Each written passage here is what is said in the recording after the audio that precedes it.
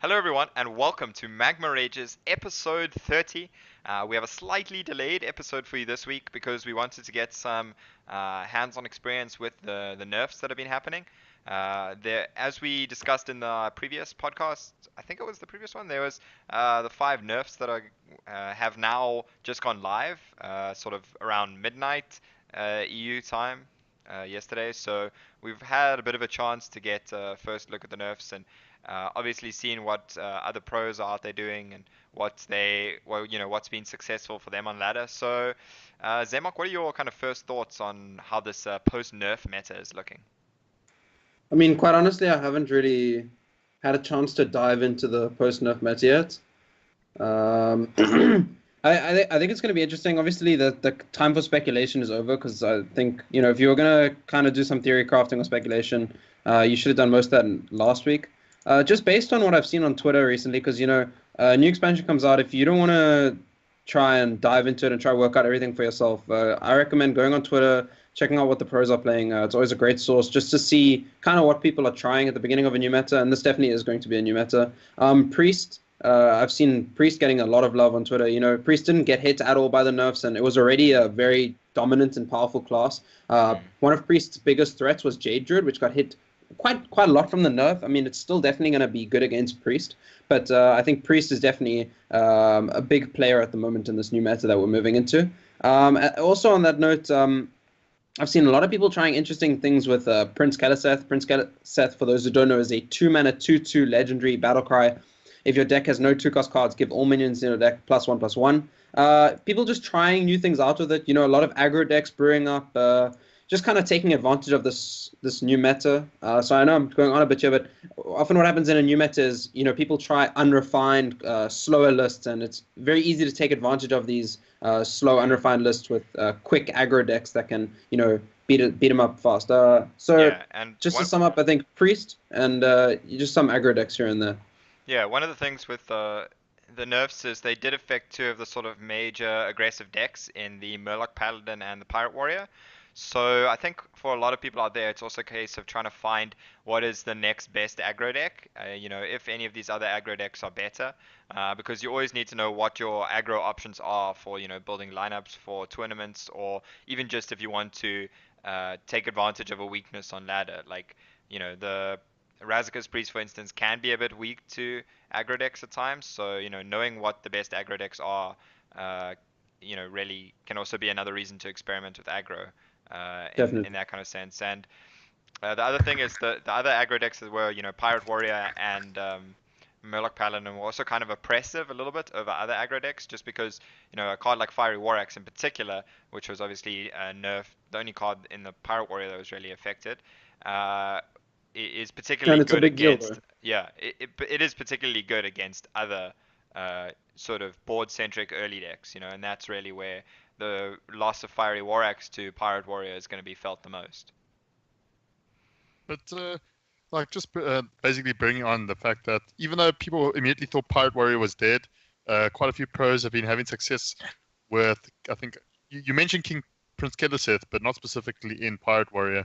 Basically, where they're dropping the Blood Cell Raiders, and obviously the Fiery War Axes, and I think Jambra had a list with Argent Commanders.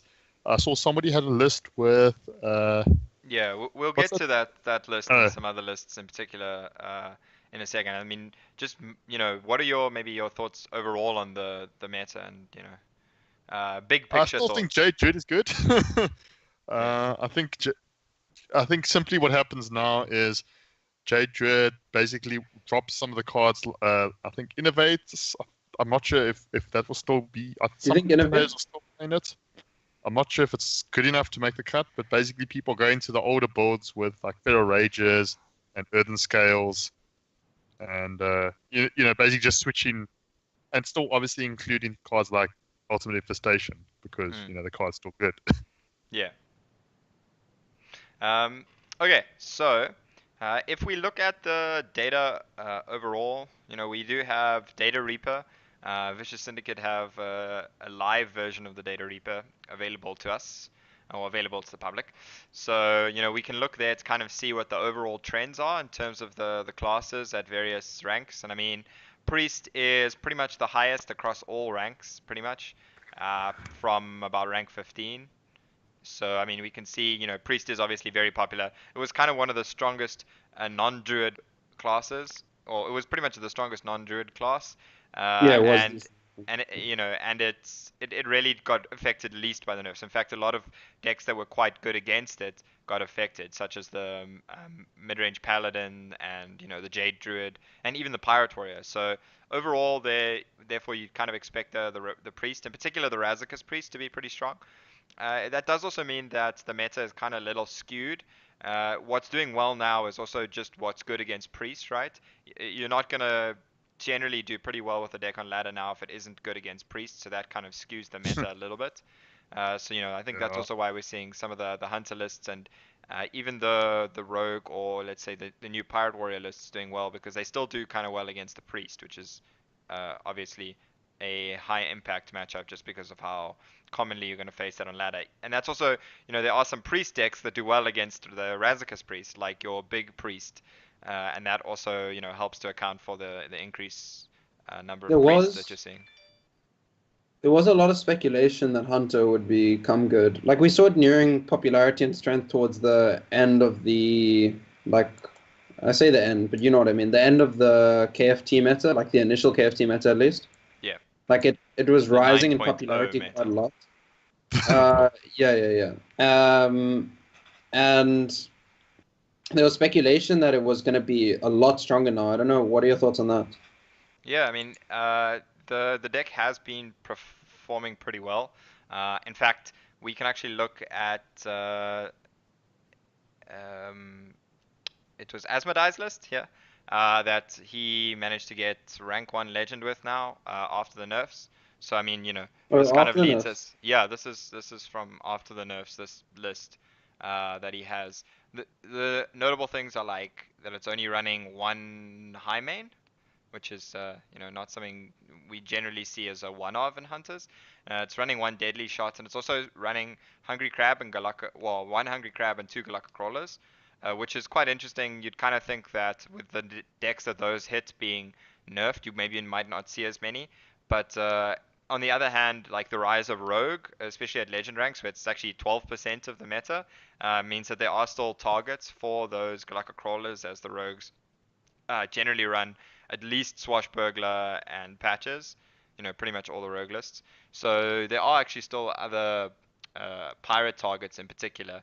And, the other rogue deck that has been popular as well is the Quest Rogue, which also runs Murlocs and Pirates. So, there's also Murloc targets in that deck. And in something like Quest Mage, there's also Murloc targets in the form of the Cold Light Oracles.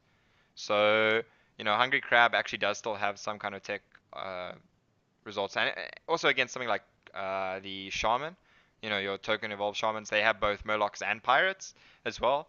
So, yeah, those kind of cards, even though they kind of seem like slim tech choices, actually still do kind of well across the board. And you have cards like Stitch Tracker and Tracking to kind of help get them when you need them.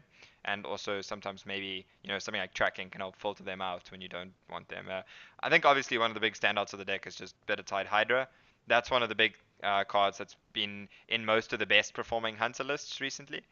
We saw it as well at the HCT North American Championships. This is obviously their pre-meta or pre-nerf meta, your 9.0 meta that you're talking about, where it did quite well. We'll get back to that when we talk about the NA prelims or playoffs in our esports segment. But yeah, I mean, Hunter's been doing pretty well in this list by Asmodee. He reached rank 1 legend with this after nerfs. Obviously, he was already starting at a relatively high spot because he's been up there most of the season.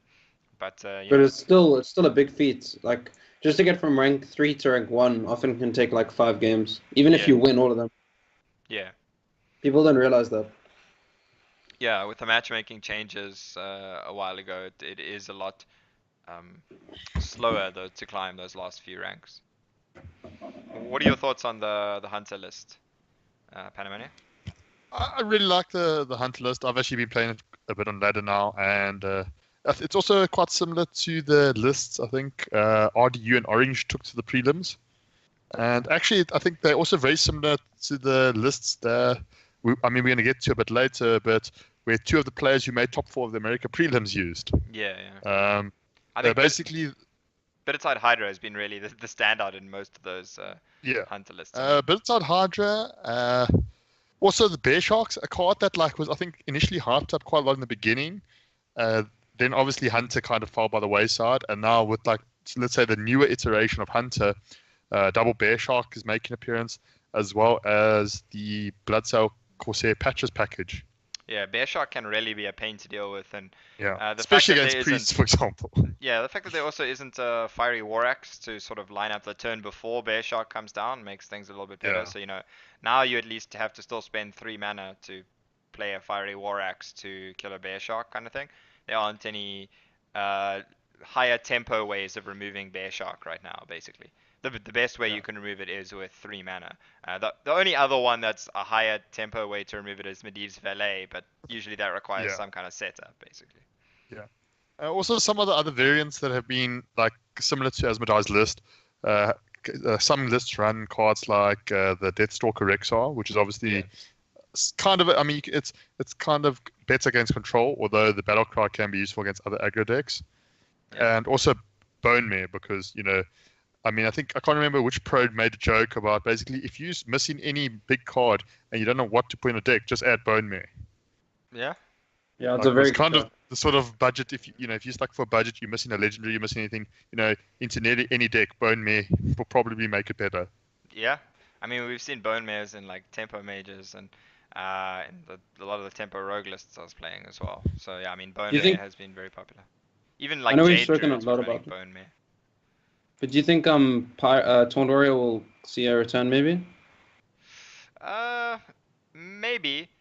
I kind of feel that some of these, even these hunter lists, which are pretty aggressive, are still, they still pack a mid-range punch that might be too much for a Taunt Warrior to deal with. I'm not sure it's going to be a great ladder deck. It is still good against Priest, which obviously helps. The Taunt Warrior is kind of favored against the Razakis Priest, and that really does matter. The armor gain is also really important. Just being able to gain a lot of armor is actually one way to beat Razakis Priest.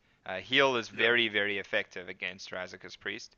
As long as you can make sure you don't die to the kind of one turn of combo with, Prophet Valen or something like that.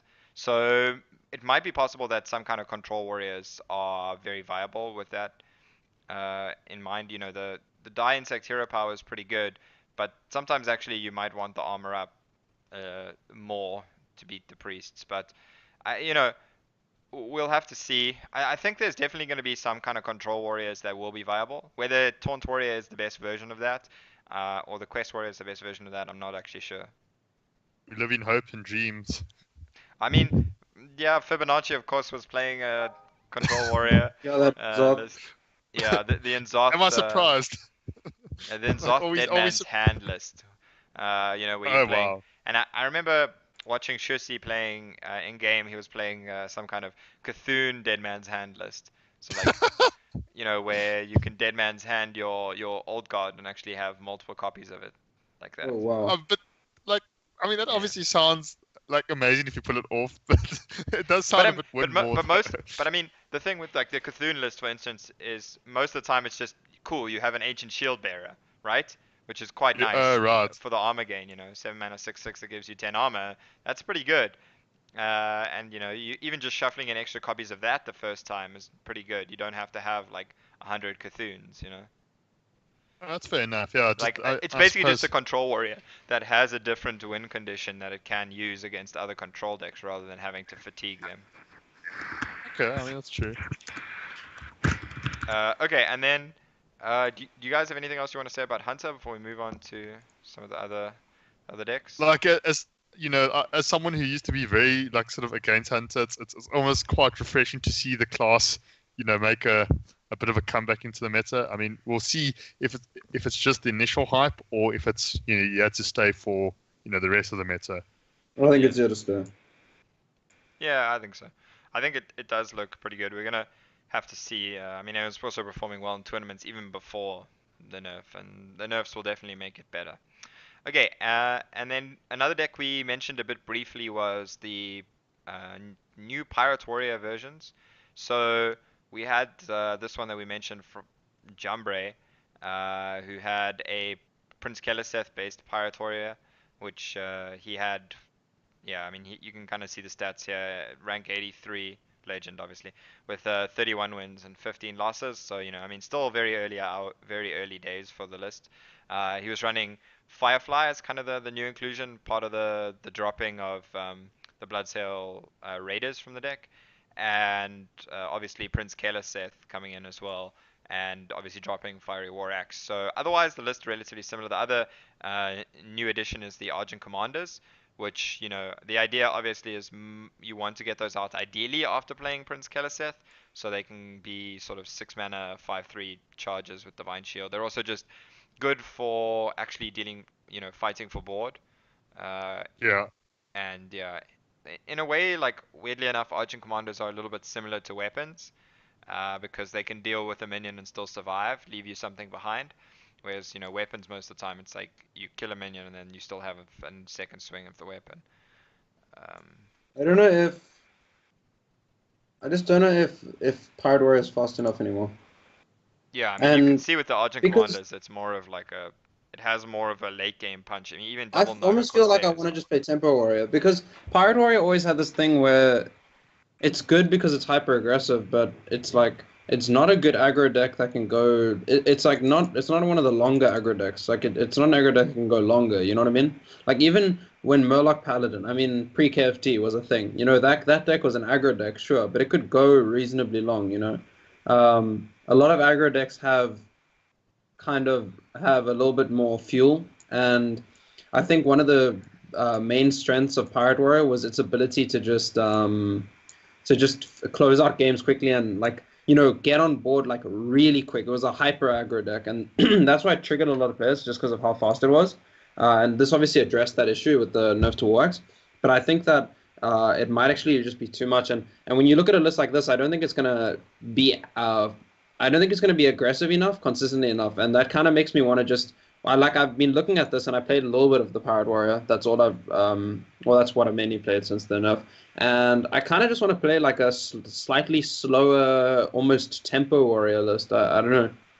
Yeah, you might be right. I actually think for a pure aggro deck, the sort of Ouya Paladin that we looked at a bit from the HCT Asia Pacific, that Ouya was piloting there, which had, divine favors and small time recruits with his Prince Keleseth, and something like 16 one-drops is a faster deck to just get on the board and be aggressive with. That's kind of like probably better at that all-out aggression, and it actually doesn't run out of steam that often as long as you can find a divine favor or small time recruits. And obviously that's also another deck that runs Prince Keleseth, because if you find Prince Keleseth on that deck, it gets pretty silly with the number of one drops you're buffing. I think that this deck is still pretty aggressive though.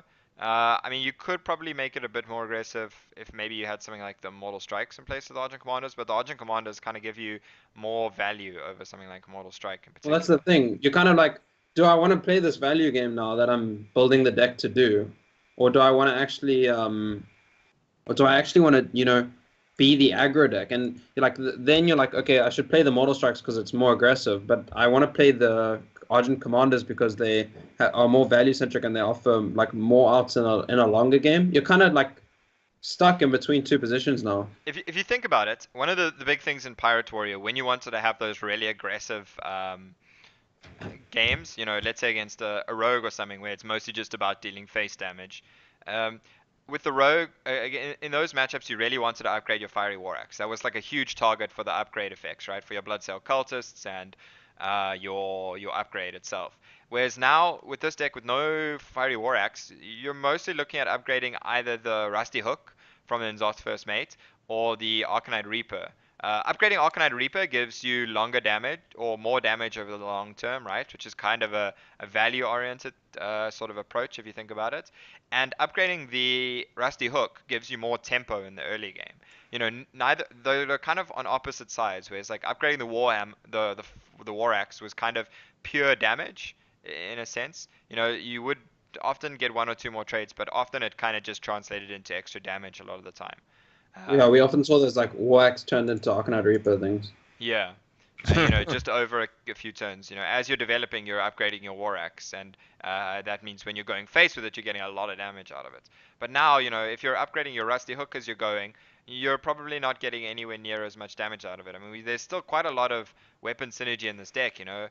Dread Corsairs, Naga Corsairs, Bloodsail Cultists. All these cards that either buff or benefit from buffed weapons.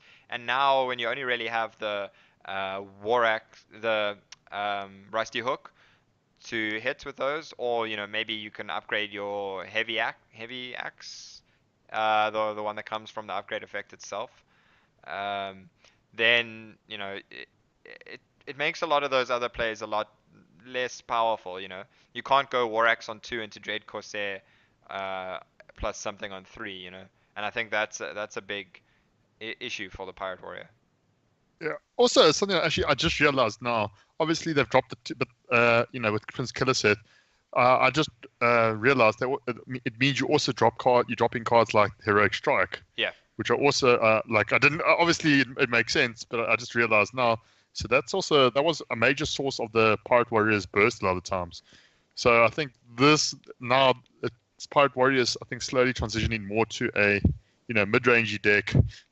It's still definitely a lot more on the aggressive side than it is mid-range, if you compare it to definitely, but I think it loses some of its random, or even a mid-range hunter. But yeah, it does lose the potential to win on turn 5 less, or it has the potential to win on turn 5 less, right? Let's say that kind of thing.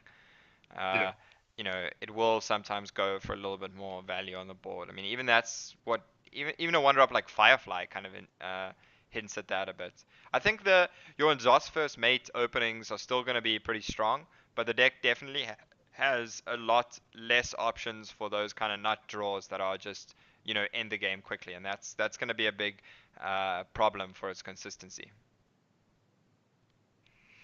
But yeah, I mean, for those people that may not be interested in playing Pyro Warrior so much, at least they now can get an idea of maybe what to look out for. If you still see somebody playing Pyros Warrior, these are kind of the cards you might expect, so don't be too surprised by seeing a Prince Keleseth or an Argent Commander in your opponent's Pirate Warrior. Argent Commander is a card that I will say, haven't seen for quite some time. Yeah, there was a rogue list that was playing it for a while, a bit back, but anyway. Next we have Astrogation's Tempo or Secret Mage here.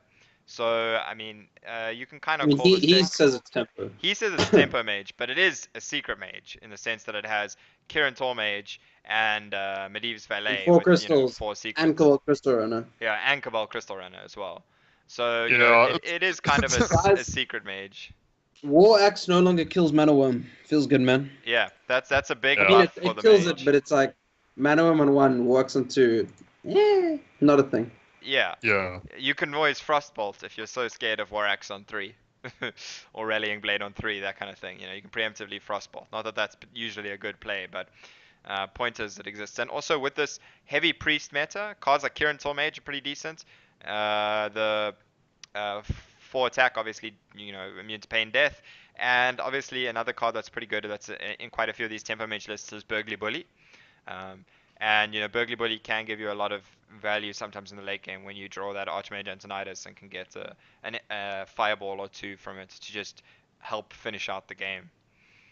So the deck definitely looks pretty decent. I was playing it a bit myself. Only a few games with it though, so I was like 6-2, but that doesn't really mean much at that number of games. But if we actually look at what Astrogation was 23-11 with the deck, but obviously he was at high legend rank, I think, doing pretty well against priests. Potion of Polymorph is an interesting tech choice. He said if you lose to priest, you gotta be really unlucky.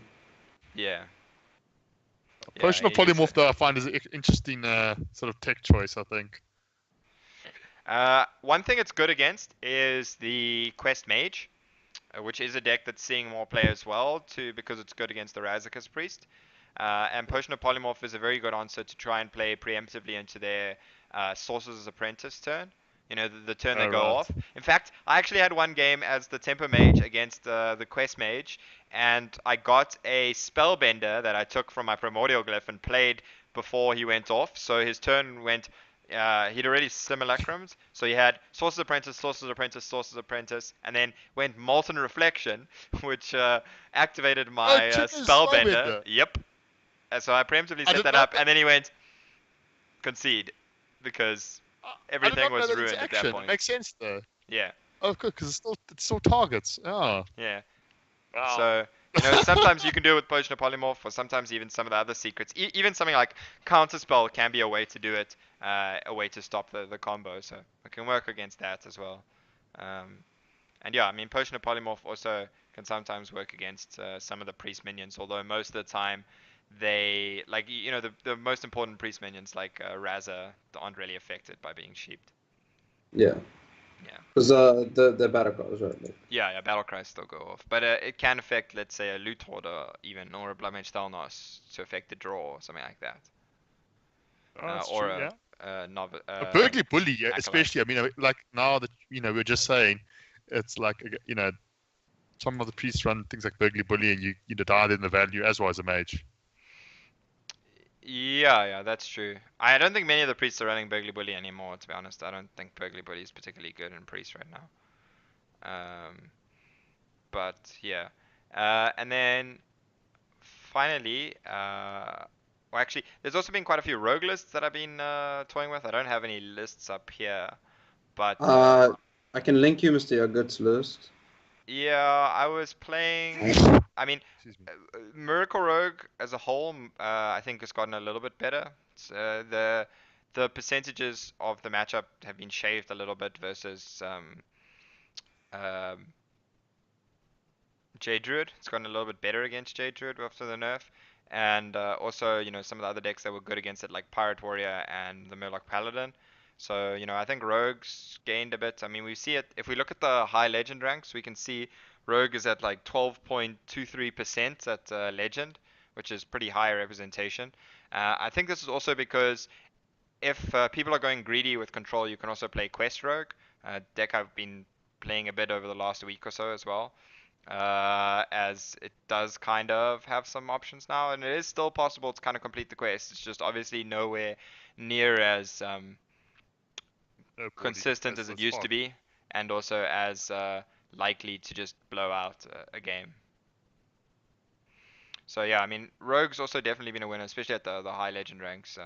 Yeah, Rogue's been my top pick. I mean, it's just, I mean, obviously, I just always look for an opportunity to play Rogue whenever I can, and Aggro Rogue seems quite cool. Yeah, I've been I playing had a a lot of game. that as well. I had a game earlier where I went on turn 2. I played Prince Keliseth, and then I played Shadow Step, and then I played Prince Keliseth again. Yeah. And then on I've turn done that 3, a I few played times. South Sea Captain, and I summoned a 4/4 patches. Yep. I've That's done good. that a few times. Getting out, you know, 3/3 or 4/4 patches from your deck is pretty insane. Also, just like sometimes you go like that Prince Keliseth, Shadow Step, Prince Keliseth, and then you play like a 5/5 SI7 agent or something. Like a backstab 5/5 SI7 agent, sure. Oh, you playing SI7? Yeah. I was playing Mitsuhide's list. Okay. But yeah, Asmodee's list. Were you playing Asmodee's list? No, yeah, goods. Oh no, I haven't played Yogurt's list. I Well, have. good is a rogue genius, though. You gotta trust him. I know, but Mitsuhide and that posted about it first. That's why I was going off their If you're list. playing that deck, do you try to refrain from, like, if you have Swashbuckler on 1, do you try to refrain from playing it if you have Keliseth on 2? Yes. I Really? don't think you play Swashbuckler on 1 if you have Keliseth on 2. Crazy. If you have Keliseth in your hand. But if Yeah. you don't have it in your hand, then no. I mean, Would honestly, you keep the would you deck keep the deck Swashbuckler? yeah, you still keep Swashbuckler. You don't. The deck's not reliant on playing Keliseth, like at all. I don't think. I won a lot Yeah. of games where I never saw Prince Keliseth, or I saw him It is a really late. very So it didn't really matter. nice niche way to just win games sometimes, though. Yeah, it's a way that makes up enough for not having Eviscerate and Sap, I suppose, most of the time. But yeah, it is pretty fun. I like the tempo or sort of the list I was playing was more aggro tempo rogue in a way. Um, Also running like Naga Corsairs and had quite a big pirate package actually. Um, but yeah, it worked pretty well. Um, yeah, so Rogue's been a pretty decent winner. So I mean, overall, you guys have any more closing thoughts on the nerfs and the current meta going forward? I'm just excited. It's the fastest they've ever done nerfs from what I've seen. Like when there's clearly been an issue, which is really exciting, I think, because we've had this issue in the past where like there's an obvious issue and they're like, yeah, they leave it. They need stats. I understand that. They need to gather stats. They don't want to rush into things. People need to be given time to discover counters to the meta really. But this time they assessed it really quickly. I know for some people it was long and it seemed tiring and annoying just facing Jade Druid and whatnot over and over again. But just to give props to Blizzard, like this is the fastest they've ever reacted to such community outrage, at least as to my knowledge, and I think that's really cool. Yeah. Yeah, they're definitely starting. I think they kind of realize that they've got to start being a little bit faster to react. Before, I mean, I think in the past there've been a few. I mean, the mid-range shaman, I think, was a big example. What's it, Death Rattle, Undertaker Hunter back in the day. All of these things I think are like, obviously Blizzard might have the stats as to if it actually chased people away from the game or not, because I mean that could also be a major factor, I think. Yeah. Yeah, I mean, Blizzard have to look at it across a lot of other, a lot of ranks as well, rather than a lot of the um, let's say attention on social media is either focused on the pro scene and the at the top high legend ranks, or uh, is focused on just general player experience. People hate playing against Pirate Warrior, but is it really that oppressive? You know, those are kind of your kind of questions, and how you have to sort of weigh up the actual stats versus just perception. But yeah, I mean Yeah. that is definitely a good point, and looking forward to seeing how they react to any future issues as well. But for our esports segment for today, there's two esports events that we have to talk about. That was the HCT, the Hearthstone Championship Tour, concluded the final region, uh, the Americas region, which includes North America, South America, Central America. And for a change, we actually didn't see that many American players making the top four. Uh, for the first time, we've actually had a Mexican player in Empanizado making the top four, and Nalguidan at his sixth time playing in the playoffs or prelims events. He finally made the top four, as well as Purple and Yatiers. Yes, Purple go going, purple. yeah, Purple going unbeaten through the whole event to actually take home the title as well. His second time It's winning so exciting. the American Championship. Yeah, I mean Purple is a really good player. Uh, his lineup was pretty much like some of the strongest decks: the Razakis Priest, midrange Murloc Paladin, um, Jade Druid, and he had Handlock, which, funnily enough, even though his stats with the handlock were really good, if you look at them, in his interview after making top four, he says he wish he'd brought Pirate Warrior instead, simply because he said the handlock had only just been making it in most of the games. But if you look at some of the other players, they'd actually had really bad games with their Pirate Warrior, like Ike, a player that personally I was really rooting for. Um, he's a big practice partner of players like Zele and that, and I've from watching Zale's stream, I've heard Ike quite a lot without actually knowing much about him or ever having seen his stream or him play before. But he, I think, lost 3 games with his Pirate Warrior, like more than once. That was kind of the deck that was a sticking point for him in the lineup. The one thing about the playoffs overall is we saw quite a few interesting lineups. Players like Monsanto and Killing All Day bringing Quest Rogue, and And Monsanto killing all getting. day, almost making it with Quest Rogue. He came ninth. Yeah, he did. He came ninth after the Swiss. So, he did, yeah, was very, very close to making it. I mean, Monsanto as well, uh, he Or didn't Quest do as Druid. well, but he had he had Quest Druid and Quest Mage, in essentially Oh, I didn't almost even a know about full that. Quest lineup. But there were some players basically kind of following in Coco Sasa's footsteps from the APAC region, where they were kind of targeting Jade Druid as well, and some of them trying to target kind of Jade Druid and um, Priest at the same time. That was really the plan for, I think, a few of those players. But we can see overall there was a lot of Druid and Priest, unsurprisingly. A lot of the Hunters did quite well. So you were mentioning it earlier, Zaymok. Two of the top four were playing Hunter. I think that was Yatiers and Nalgodan. They were both Yeah, playing no a good. mid-range Hunter list, which fared pretty well for them. One of the big sort of uh, surprises a little bit was Yatiers beating Amnesiac in the top 8 playoff. Amnesiac beat him 3-0 in the Swiss portion and then lost Oh wow. 3-0 to him in the top 8. Amnesiac only really lost to Purple before that in Swiss. So And of course, there was a bit of drama as usual. yeah, there was quite a bit of drama with disconnects and connection Yeah. issues across the regions and regames and whatnot. But I don't really You want to guys go know into about the that too much. regame with regards to the Warlock versus Pirate Warrior? That was the Luka Nalgoran game. Yeah. Yeah, yeah. Uh, I you, don't know if you want to talk about that briefly. well, I mean, you brought it up now, so you want to go ahead and explain the Okay, well, situation. I mean, I don't know because I didn't see much. I watched a little bit here and there. Luca was on the Warlock, right? Yeah, no, yeah. Luka was on the Warlock and Nalgoran was on the Pirate Warrior. So basically, this is the quarterfinals of the playoffs, which means that the winner of this match qualifies for the what season are we in now? Summer. Yeah, and So basically, I think it was at 2-1 to Nalgoran. He yeah, only yeah. had his Pirate So Warrior left. so N, because I can't say his name, was 2-0 up in the series, No, and he then was Luca 2-1. won. No, he was 2-0, Was it 2-0? and then Luca won a game. Oh, okay, right, okay, never mind.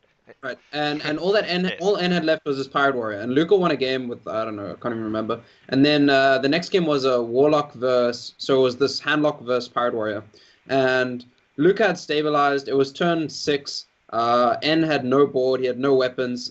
He only had cards in hand basically. Well, And actually, he had like Luca 2 had innings the board. board clear in his hand, but Yeah.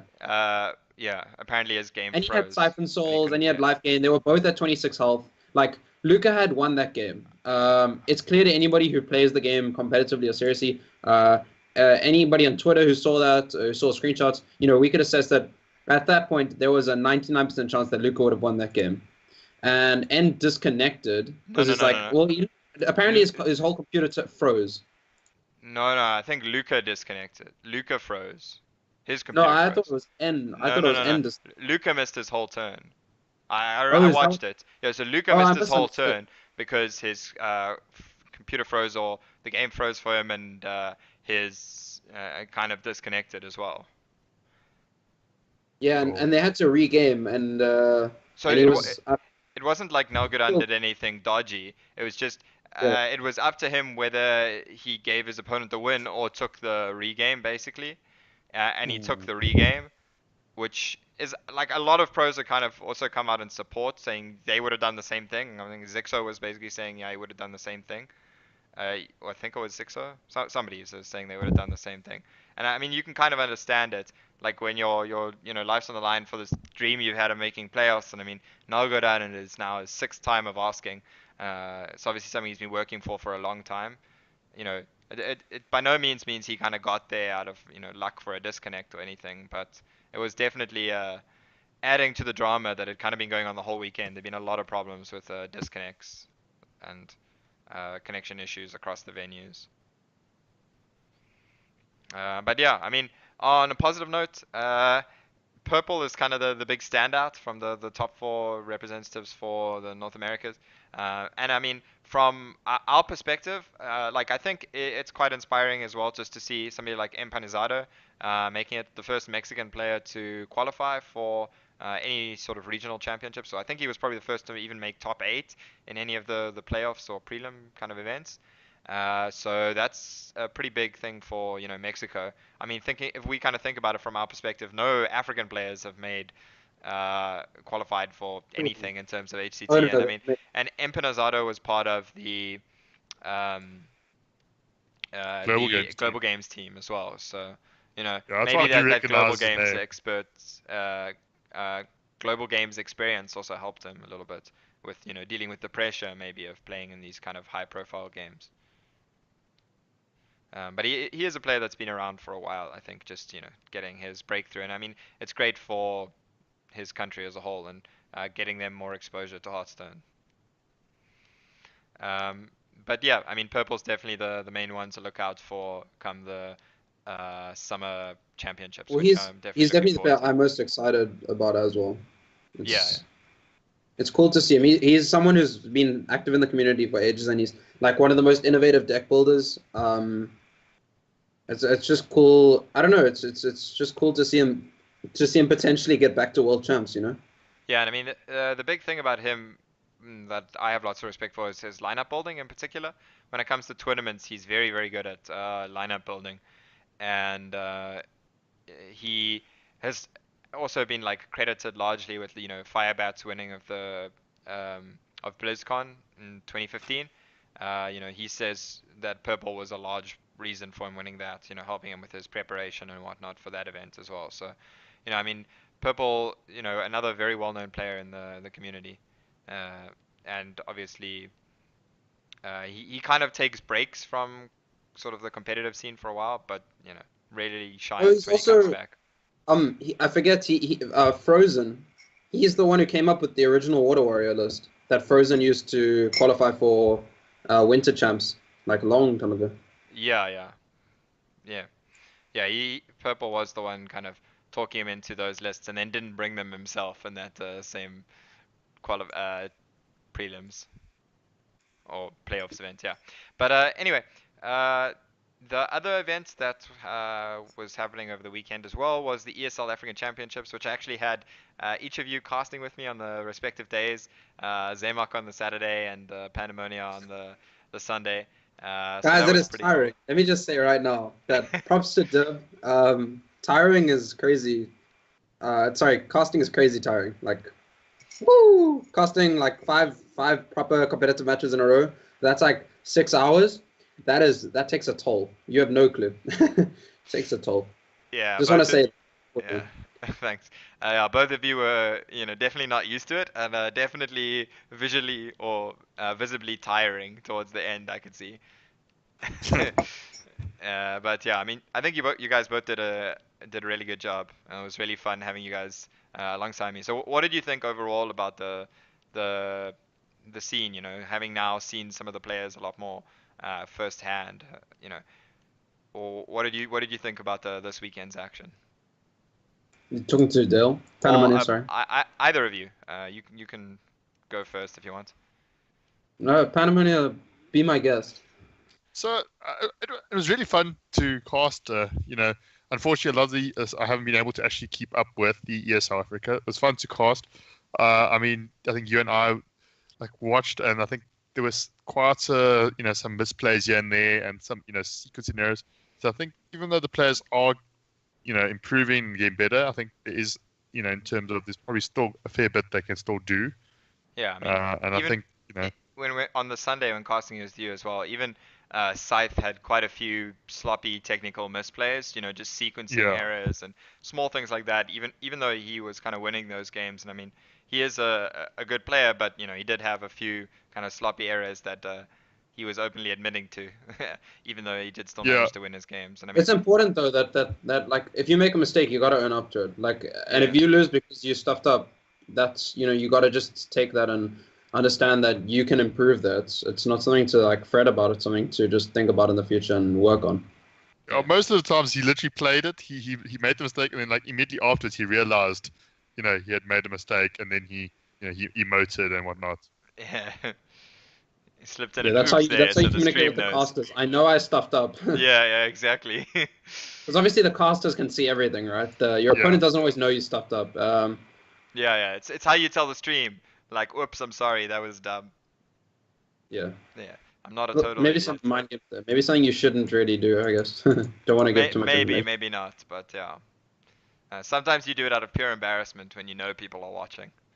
Even if people are sometimes just spectating my ladder games, I do that when I make a stupid thing and wasn't really paying attention to what I was doing. Well, what were your thoughts, Amok? Oh, as I like expressed greatly, it's crazy tiring. I've played a lot of competitive lands over the past year or so, and I know the mental fatigue you get from playing, and it's crazy. I remember after my first LAN ever, I came home and my mind just felt stuffed up. And that was a relatively small one.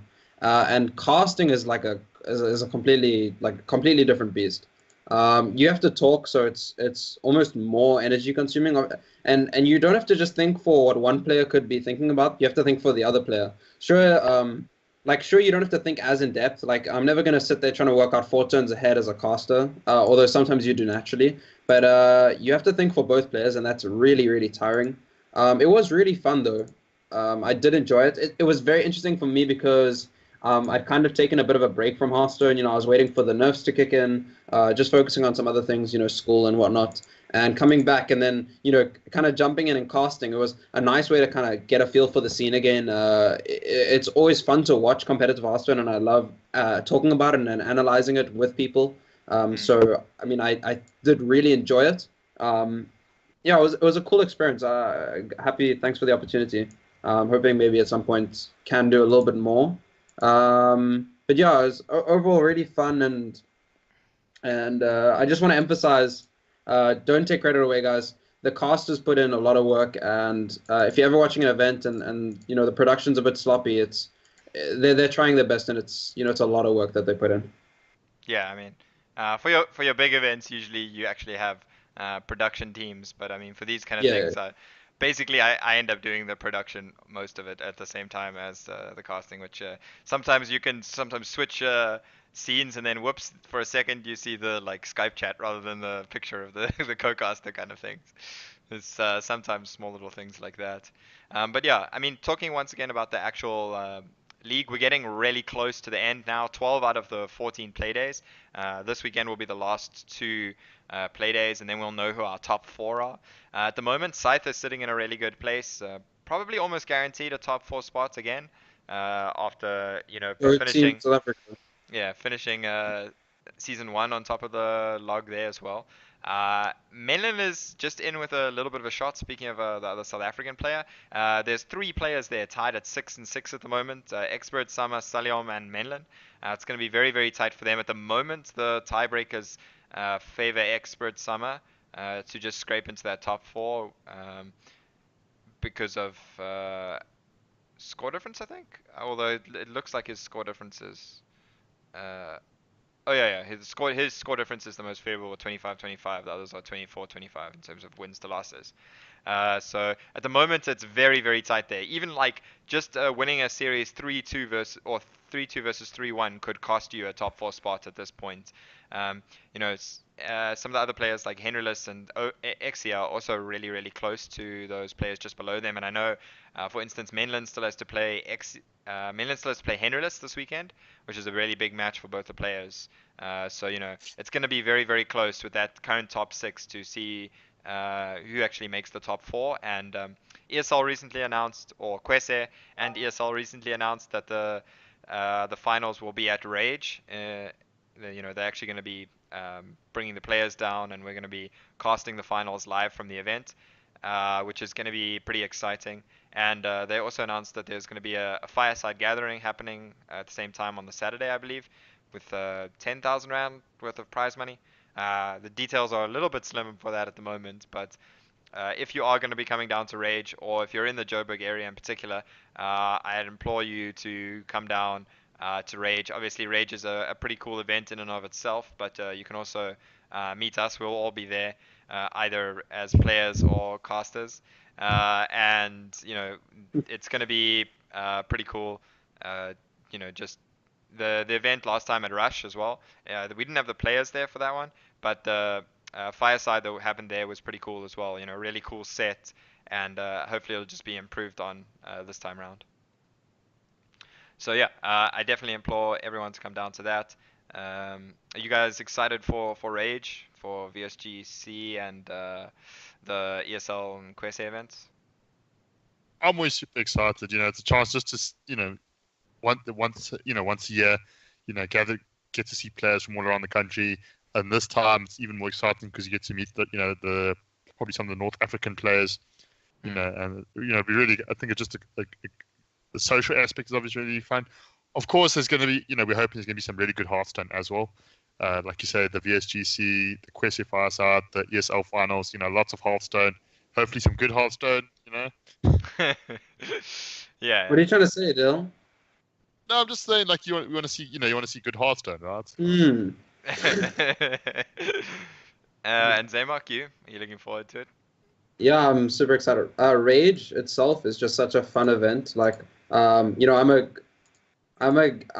just a full gamer at heart. I love games all around. So Rage is just a super fun event, and having a motivation to go to Rage and like a reason to fly up from Cape Town, because guys, Dib and I stay in Cape Town, so we're flying up for that event. So Dib's gonna be casting, I think, and casting ESL, and I'm gonna be playing in DGC, which I'm also really excited about. My favorite thing about DGC is just seeing everyone really.